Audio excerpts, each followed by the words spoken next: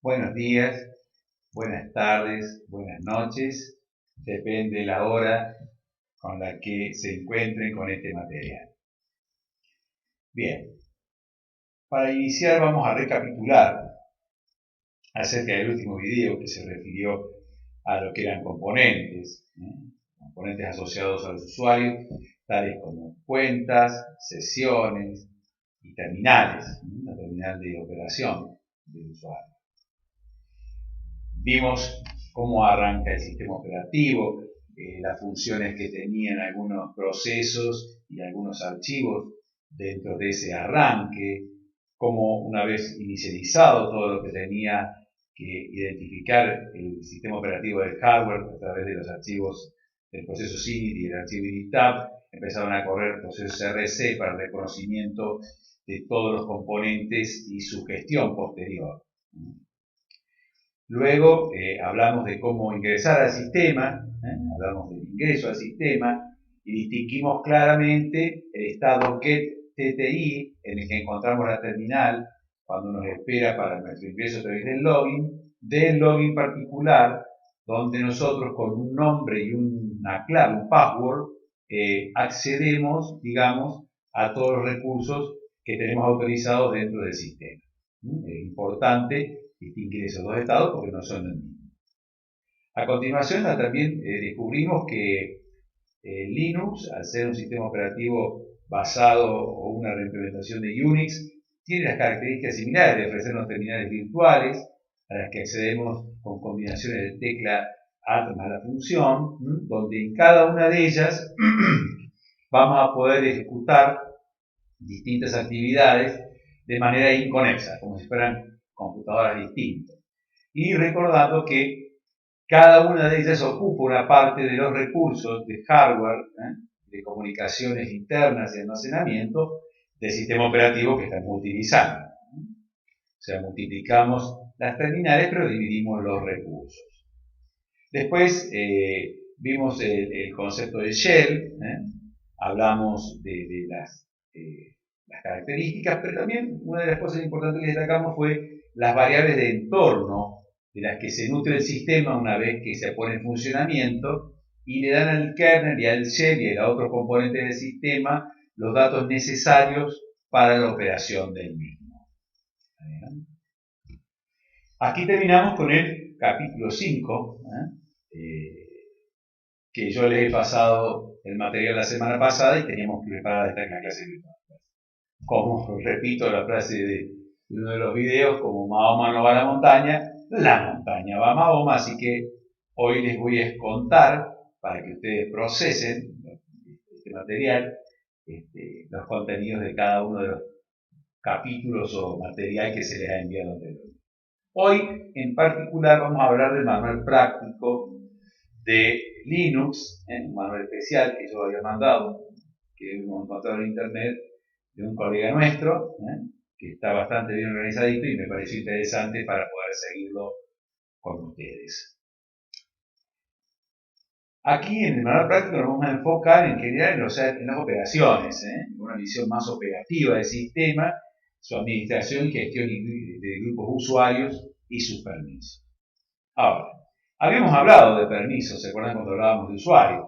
Que había usuarios que tenían cuentas que le asignaban determinadas propiedades o derechos o privilegios sobre determinados recursos. Bueno, los permisos los vamos a mirar ahora, hoy, digamos, como una opción que tiene el sistema de habilitar o no acciones sobre ellos mismos, archivos y directorios en este caso, de los distintos usuarios. Para esto vamos a pensar en un ejemplo. Vamos a pensar que tenemos información guardada en carpetas, pero no todas las personas de la organización pueden accederla por distintos motivos. Unos pueden ser motivos de interés, otros motivos de organización, algunos otros motivos de privacidad personal y otros inclusive de confidencialidad organizacional. Eso, ustedes como analistas de sistemas tendrán que distinguirlo y organizarse y ver cuáles son esos intereses que ustedes deben regular para que, como habíamos dicho, en la planificación de privilegios, derechos y permisos, existe un equilibrio. Ya lo hemos hablado de esto en algún otro video. Para que las restricciones funcionen, a cada carpeta se le asignan distintos permisos para protegerlas de miradas, usos o posibles manipulaciones o destrucciones de las mismas. Linux organiza esto a través de permisos en 3 niveles. Permisos para el usuario creador, que sería el dueño del directorio o archivo. Un grupo de permisos para el grupo al que pertenece o al que uno quiere asociar ese archivo o ese directorio. Y otros permisos asignados a otros, o sea, a cualquier usuario del sistema que se encuentre con este archivo o carpeta en algún momento. Para recordar esto, recuerden la palabra Hugo. Usuario y creador, grupos, otros. Ya sabemos entonces a quiénes, en qué 3 grupos podemos asignar permisos. Ahora lo que tenemos que ver es qué permisos podemos asignar a cada uno de esos grupos de usuarios o grupos de derechos de acceso. Los permisos que podemos asignar son de lectura, que identificamos con la R de read, escritura, con la W de write, y ejecución, que lo hacemos con una X de execution, o sea, serían R, W o X. Para ver los permisos de un archivo, existen distintos caminos. Nosotros, para este ejemplo, usaremos el que utiliza el autor, que nos acompaña en este video, que es un comando de consola llamado ls.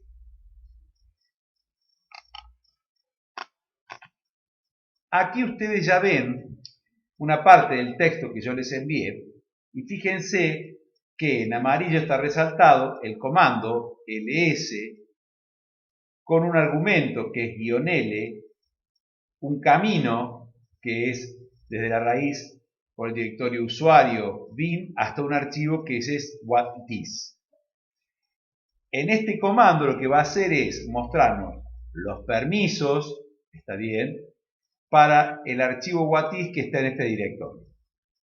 Ahora, fíjense en este dibujo de aquí abajo, cómo están organizados o cómo se pueden mirar ese resultado que hemos obtenido con este comando. Fíjense que el primer carácter que aparece es un guión. Cuando el carácter es un guión, ya vamos a ver más adelante los tipos de ficheros que existen. Aquí tenemos un ejemplo. La L sería un enlace simbólico, la C un dispositivo especial, la B un dispositivo de bloque, la P una escritura FIFO, la S un socket, y el guión bajo, que es ninguno de los anteriores, puede ser un fichero de texto, un binario o un fichero distinto de estos tipos que están distintos acá. Entonces aquí podría ser un fichero de texto. Está bien, fíjense. Después, los primeros 3 son dedicados a la U. ¿Está bien? Al creador. ¿Está bien? Al user. Este tiene permiso de read, write y ejecución. Miren, lectura, escritura y ejecución. ¿Estamos? Ahora fíjense que comienzan 3 caracteres nuevos y empieza con un guión, o sea, no tiene permiso de lectura el grupo, se está refiriendo a este conjunto de caracteres, ¿está bien? No, perdón, tiene permiso de lectura, perdón, no tiene permiso de escritura y tiene permiso de ejecución. El segundo grupo, R-X, que era el grupo al que pertenece o al que queremos asignar permisos sobre ese directorio o ese fichero. Y el tercer grupo es aquel que se identifica para cualquier otro usuario que se cruce con este archivo o este directorio en el camino, que le damos solamente los permisos de lectura y ejecución, no de escritura. Este es un ejemplo claro. Esto nos permite identificar entonces, repasando, que los documentos y los directorios pueden tener permisos para su acceso, está bien, y que para mirarlo podemos usar el comando ls-l, Si nosotros no ponemos el camino y un directorio y un archivo particular, nos va a mostrar de todos los archivos y directorios que estén en esa carpeta.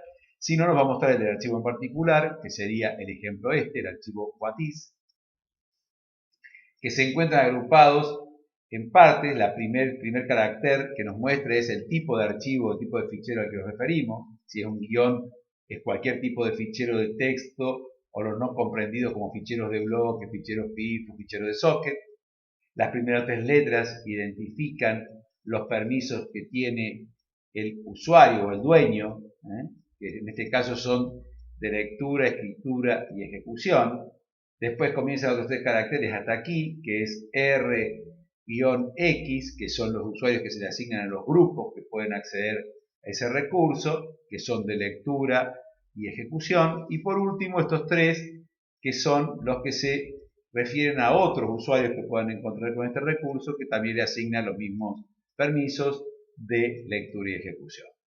Para seguir aclarando, este sería el dueño del fichero, este sería el grupo al que pertenece y estos son los datos propios del fichero, fecha de creación, horario, etc.